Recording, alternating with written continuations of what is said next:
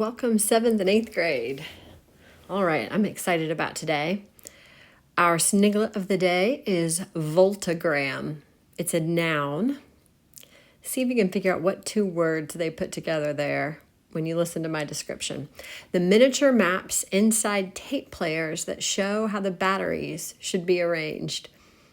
Now, most of you probably don't have or even know what a tape player is, but we could replace that with any kind of electronic that you have to put batteries in. You know how if you open it, you look and it shows you which way the battery should be facing?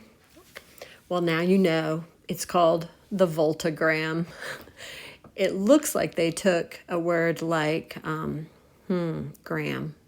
Gram can be used in program, kind of, it's probably some other words you could guess because gram is a pretty common base. And then you have volta, which is related to voltage, which is essentially what a battery is. So voltagram, the next time you need to know, you can just say, oh, Mom, just look at the voltagram. It'll show you which way it goes. My kids will enjoy that one. Then I have this Shakespeare quotation that I actually did not know until this week. All of a sudden, have you ever used that phrase? And then all of a sudden, what does that really mean? Well, all of a sudden, suddenly, but now it's come to mean suddenly.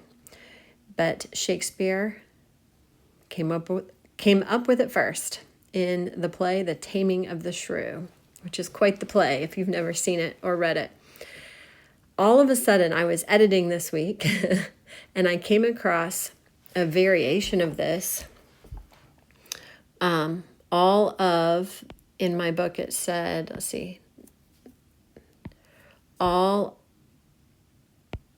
the sudden. And I thought, is that how it goes, or is it all of the sudden? And so then I looked it up, and that's how I learned that all of a sudden is, if you can say it's correct, the correct way to do that cliche. But a lot of people change it to all of a sudden or all of the sudden. So now you know, you've been using it all this time. All right, now we're going to move over to our Proverbs of the day. Hopefully I'm getting better at this. Thank you for being patient with me.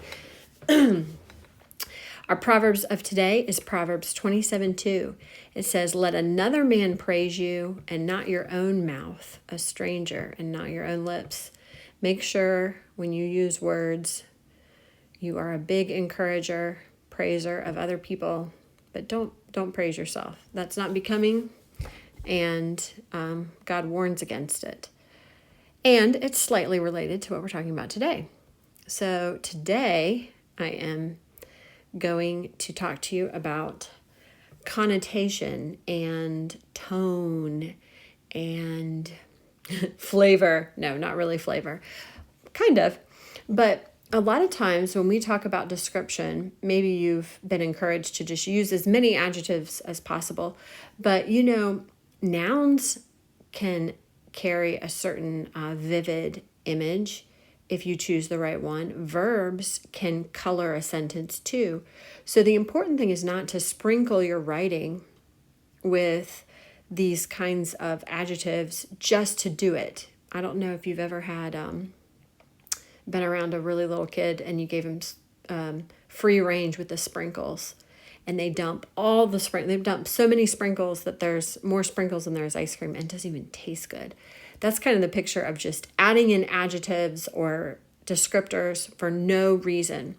The important thing to remember about description is it needs to be tightly tied to your goal. What is the goal of your writing assignment? And does this help my goal? I learned this lesson in college. I'm giving you assignments similar to this one I'm going to tell you about. We were asked to describe a room, our favorite room, or any room, not really a favorite room, a room that was easy to describe. And we were given a couple rules. One of the rules was, whenever you describe something, you always do it in a certain order. You pick the order. You get to pick, but whatever you pick, You stick to it. You don't just willy-nilly describe the room or the person. If I were to apply this the wrong way, pretend I'm describing one of my daughters, I might say, well, she has red hair. She's got, I'm not going to describe one of my daughters. What am I thinking? This is not a good idea. I'm going to describe the Hobbit. Okay. So he's got this dark curly hair. He's got these really big hairy feet, and he's got these, funny looking pudgy fingers. And I just kind of jump around.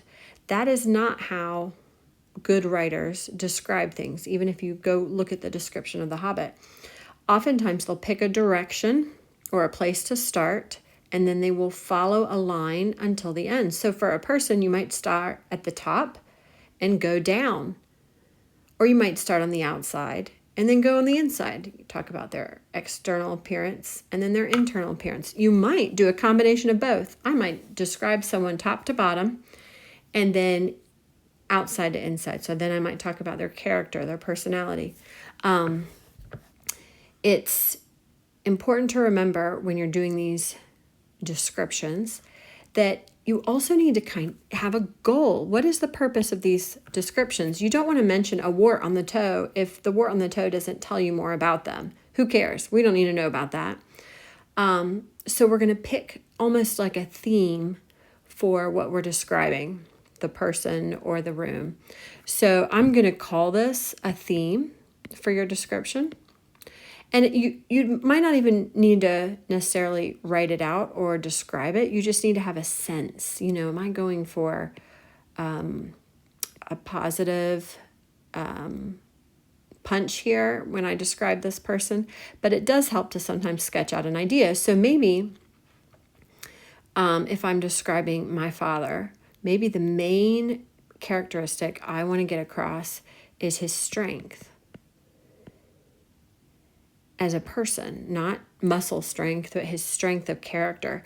But maybe what I do is when I'm describing him, I point out his physical features that reflect this strength. So I might point out, his determined jaw and his fixed countenance, or his, always solid stance, and his attentive, very aware, alert posture. So I'm describing according to my main theme. And then I talk maybe about his character of strength and his discipline and his...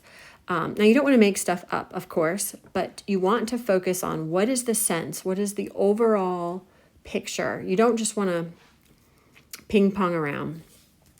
And then the third thing is to be aware of your vocabulary and your words that you choose. Choose carefully. Sometimes this is the thing that you write it here, you finish your first draft, and then you take this one and you take your time and you go back through and you see what words can be exchanged. So in this writing assignment I'm referring to, when I was in college, I chose the room called the social parlor at our school.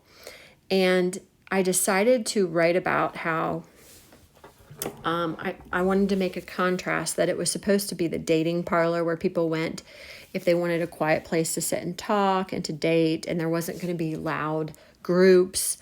And but it was kind of a cold, formal room. The couches, the room had this kind of stale look about it. The faded wallpaper, the lighting was dim, but not in a romantic way, kind of a dungeony way.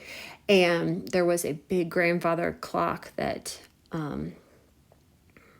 loomed in the corner, and the temperature was always a little bit cold, maybe to make sure that the couples, I don't know, who knows. And even the furniture was a little bit drab and outdated and very stiff and angular. And so the room was supposed to be the room was in sharp contrast to the goal of the room. The room was supposed to be this place where couples could come and get closer and feel warm and get to know each other. And so that was my descriptive paragraph. But the first time I wrote it, my friend looked at it and she noticed that I chose some very interesting words to describe the clock. I described the big grandfather clock as a big, elegant, large, elegant clock. And I think I said he was standing in the corner, and she was like, no, you really probably should say an ominous clock looming in the corner. And I thought, ominous, I don't even know what that word means. And do you know that I didn't change it according to her suggestion, because I felt like that was cheating. So I left it as it was, and I turned it in. And do you know that was the very word that my teacher told me to switch out elegant for ominous and looming. And so there is something to choosing the right word. And so I want to do a little experiment here. I love this experiment. But I'm going to start with a fairly neutral word, smell. Now, smell can be a verb or a noun, but for this experiment, we're going to call it a noun. What is that smell? Now, something can smell good or it can smell bad. So I'm going to start with it in the very middle. It's kind of a neutral word. But what I'm going to do is I'm going to go either positive or negative and show you a couple synonyms, how you could change this. You could say, man, what does that smell? Or, man, what does that smell? Well, you can't really tell written on paper if smell is positive or negative. I will say I think it leans negative, so I'll kind of point it that way. How's that sound? That's my opinion. But what about the noun for smell, like scent? What is that scent? The pleasant scent, it has this connotation of pleasant, not overwhelming, lightly wonderful. I'm going to go a step further. I'm going to call it perfume. Again, another noun. The perfume of the lilies, wafted up to the window. That's even a stronger positive than scent, because scent is subtle. And then you have the other direction. What if I said, what is that odor coming through the door? Or maybe I would say, what is that stink?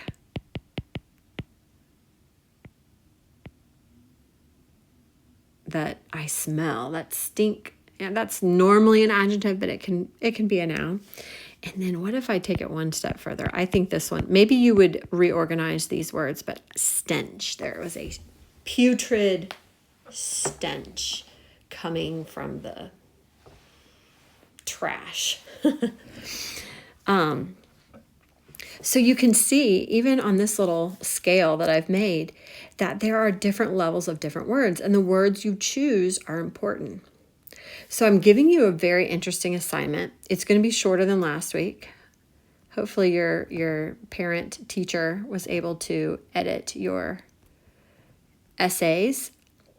And if they did, I forgot to add that in. That's part of your homework. So I hope you have your notebook out. You're writing your homework down. I hope you were taking notes.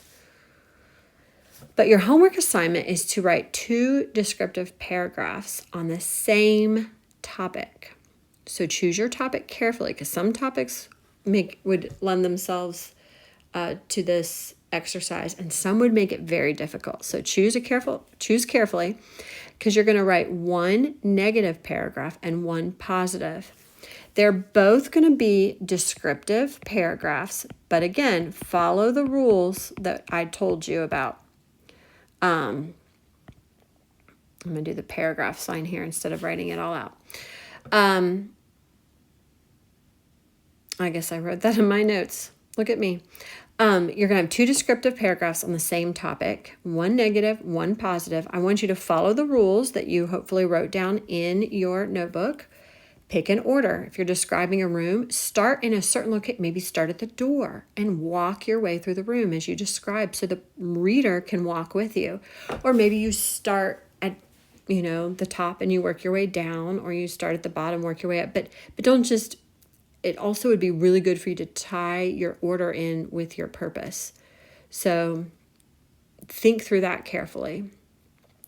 Pick some sort of theme, even though this isn't an argument paper. We're not making a point. We are making a point. So I'll give you some example topic sentences to get your juices flowing.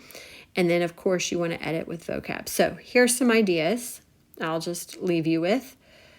And then, of course, your revisions from last week. So you need to address every one of the comments or notes that your parent marks in your paper. So if they made 10 markings, you need to make 10 corrections and turn in a clean copy next week.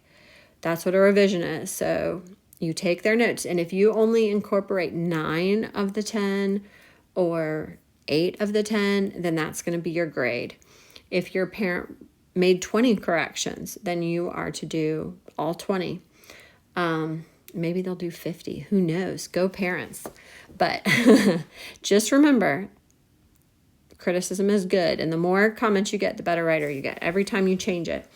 And parents, I would just cap it. Do the best you can. All right, 2 descriptive paragraphs. Here are your suggestions. So if you're going to do a family newsletter at the end of the year and use some of your writing assignments, one of my suggestions would be to pick a family member. Now, if you do this, you need to be very careful that when you do the negative one, you don't maybe make it up. But you can spend time doing a person in your family. And then for the negative one, for the positive one, of course, make it accurate. For the negative, maybe make it up. Another idea would be to make it a historical figure and pick someone who's controversial and play both sides of the coin.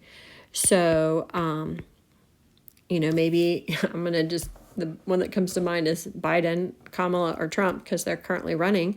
And if you're keeping up with politics, that would be one too. You could write, that would be really rich, fertile ideas for this assignment. So do it from both sides. Think, if you're writing a paragraph on Trump, write one that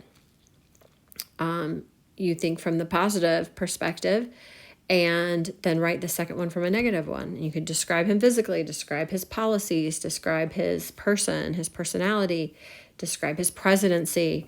But that's another option. And that might even double as a history assignment if that's something your parent would allow. You could also pick a room, like I mentioned, and that's a good neutral one. You're not going to hurt anyone's feelings. Or you could even do like an animal, some people, it could be your pet, or it could be a kind of animal. Some people think squirrels are awesome, and some people think they're pests. So you could write that from either way. So here's my jump start for you too. Remember our formula for a topic sentence. If you have not learned that, or if you want a refresher, you can watch my video. It is 5th and 6th grade, week 3. I covered it just today. We go over this, and so you can jump on there and just get a refresher. But as a reminder, since this is a descriptive paragraph, you want the subject to be the subject of your topic sentence, to be the subject of your paper. You want your verb to be positive or negative, or an active verb to say something about the subject. So if I were to write out a couple topic sentences for my suggestions, I might say, I use this one on my other example, squirrels,